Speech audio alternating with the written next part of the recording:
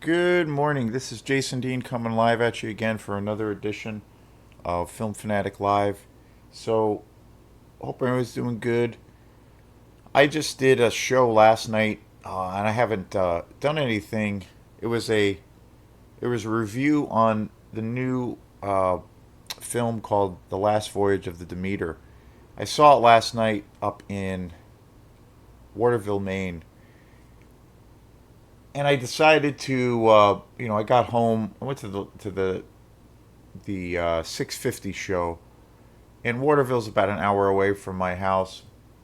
And I did a review for it. I kept thinking about it the whole time. My friend who I went with, we kept talking about it. We hung out for a little bit after the movie, talked about it, and then I had an hour or so drive to come home, and I didn't get home very late. It was on the early side, and kind of got my second win. I was a little bit tired, but then I kind of got my second win. I was like, you know what, I'm gonna do a review. So I did a show. I decided to just do an impromptu show where I talked about it. So I'm gonna be uploading that today. So check it out. Overall, I would tell people to maybe not see it in the theater. You know, it's worth probably seeing at some point, for rental or for whatever. But I don't think overall it's worth like going out of your way to see it. And like what I did, I was it was a pretty long day yesterday. Sunday was a little bit crazy because, which was yesterday. I originally what was going on for me on Sunday was somebody that I play music with.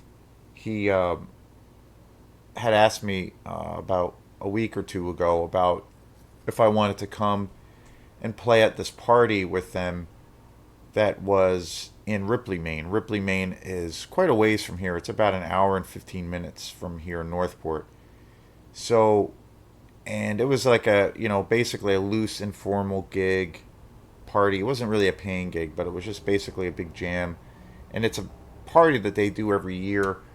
And I really like those guys, Troy Youngblood. They're really super cool guys and very talented and they're blast. So I said, yeah, I'd do it. I totally would do it. And then about a week ago, I got asked to play at this private party earlier in the day that was a good paying gig and it was for a few hours. And so I had mentioned to Troy, well, I think I'm going to do this show, but I can probably still come after the other gig. And he was like, yeah, we can make it work. That sounds good, blah blah blah. So I was like, okay, cool. And then 2 days later, I got asked to play another gig, and I told my friend who had asked me, I can't do it because I have these two other things going on, especially this other thing. So I wanted to do it, but I had to decline it. And so I gave them a number for somebody that they could call to, to try to get a fill in or something. So then that was what I was going to be doing, and then I was like, oh, the last Demeter is coming this weekend, so maybe I could go see it. I'm gonna be not too far away from Waterville, so maybe I can go afterwards. So then the plan changed to where I was gonna go to the gig Sunday morning ish and play the gig and then go to Waterville, and I was gonna probably skip out on playing at this party. And I had made plans with a friend to go meet them at the theater. So then, a day before the show, I got a call from the guy who was putting together that party, and the person who was throwing the party broke their leg. So then the party was canceled. And then I was like, okay, so I got in touch with Troy and I said, okay, well, this happened, so I'll be there early, and and I'll come and play up there for a while, and then I'll go to the movie. And then so I drove up there, and I made pretty good time, and I was I told them, well, I'm gonna be up here. I can come up for about you know a couple hours, 2 or 3 hours, and play, and then leave because Waterville was only about 40 minutes or less from there. So, and I knew the forecast was going to be iffy, but there was going to be tents there, and it was supposed to rain. So I got there, and it was okay. The weather was pretty decent, and then we slowly started to set up. And then about 10 minutes before we started playing, it looked like it was going to rain badly. So then we kind of waited for a little bit until we started setting stuff up, and then it seemed like it was clear. We were in the clear. So then we set up everything, and then we started playing, and everything kind of got a late start. So I texted my friend saying, "Well, I'm gonna be running late. Can we just meet at the theater? Originally, we were gonna meet and maybe get some food before." So then I said, "Well, is it okay if we just meet at the theater because this party is running late?" Blah blah blah. So then, and then we made that plan to just do that, and then so we started playing. We played, I don't know, maybe half hour or so, and it just started raining so much, like downpour. And then it just got worse and worse and worse to where the wind was like blowing into the tent. And there was a few tents set up. There was two big tents set up for where the band was and where the music was. And then there was another tent across the yard where people were eating and hanging out. And the wind got so intense and the rain got so intense that the one of the tents pretty much collapsed, and I swear it was gonna just blow away. Like it was insane, and it just kept raining like torrential downpour. And then basically it did that for an hour, and we couldn't really play because it was just out of control. Like the tents were helping, but the rain was actually blowing inside the tent. And so I was just like, oh, screw this. I'm not going to deal with this again. So I ended up calling it, and I ended up packing up my stuff after playing for like 35 minutes. And yeah, it was crazy. It was crazy. And then packed up my stuff, and then I drove to Waterville, and we went to the movie. And the drive there, it turned back into a nice day. It got sunny out, but crazy, crazy freaking weather patterns. And so I spent a long time in the car yesterday. It was a little bit ridiculous, but that's because of the weather. Like if things weren't like as crazy as they were weather-wise, and it was a little bit more predictable, then it would have been, fun and a little bit easier. But it is what it is. So today's show is on a beloved film of mine.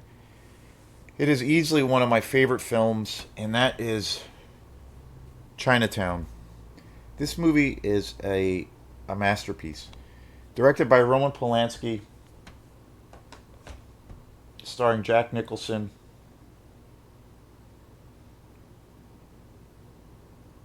What a masterpiece. Came out in 1974, directed by the iconic director Roman Polanski, one of my favorite directors of all time. Starring Faye Dunaway. Just incredible. John Huston, the great director in his own right, iconic actor.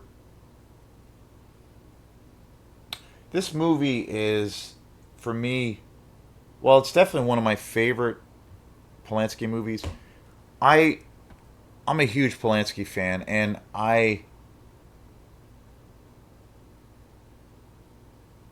the movie that's probably a close, it's a close race, like between the number one and number two. But I have to say, like, Rosemary's Baby, of course, is one of my favorite films of all time that he directed. It's a movie that's really talked about, but an unparalleled masterpiece. Chinatown, I don't know. There's something about Chinatown that it is that puts it in this really special place. So for me, it's like either Chinatown that would take that number one slot, or Rosemary's Baby. I did a show on Repulsion, starring Catherine Deneuve, another amazing film by Polanski. And then I also did a show on Roman Polanski's Death and the Maiden, which stars Sigourney Weaver, and and that's an amazing movie too. That, I believe, was the first movie of Polanski that I, did a show on.